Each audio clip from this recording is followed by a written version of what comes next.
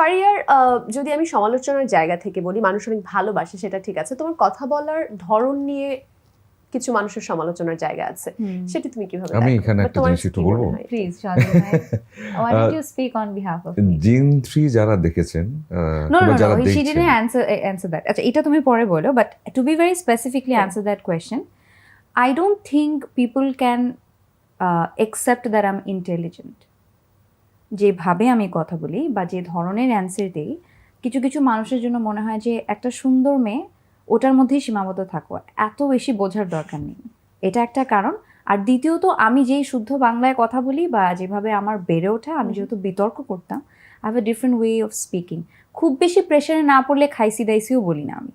So that is one part. আর second part, on স্ক্রিনে যদি থাকে সেটার অ্যান্সার সজল ভাই দেবে। এই যে জিন 3-তে যারা দেখেছেন কিংবা দেখবেন সামনেও, এবং আমি ট্রুলি বিলিভ করি যে সবাই একদম ডিফারেন্ট আরেকজন ফারিয়াকে দেখছেন। ওর বলা থেকে শুরু করে ওর জেস্টার সব কিছু একেবারেই আলাদা। এবং এখানে এই যে কথা বলা নিয়েও যে কথা বলাটা হলো, এবং এটা আমি বিশ্বাস করি যে সবাই আসলে সামনের দিকে এটা নিয়েও বলবে যে ফারিয়া আসলে এত সুন্দর করে ক্যারেক্টারটা, এবং কেউ যদি ক্যারেক্টার না ভাবে আমাকে নিয়ে, আমি তো জোর করে একটা শহরের ভাষার ক্যারেক্টারের গ্রামের ভাষায় কথা বলতে পারি না।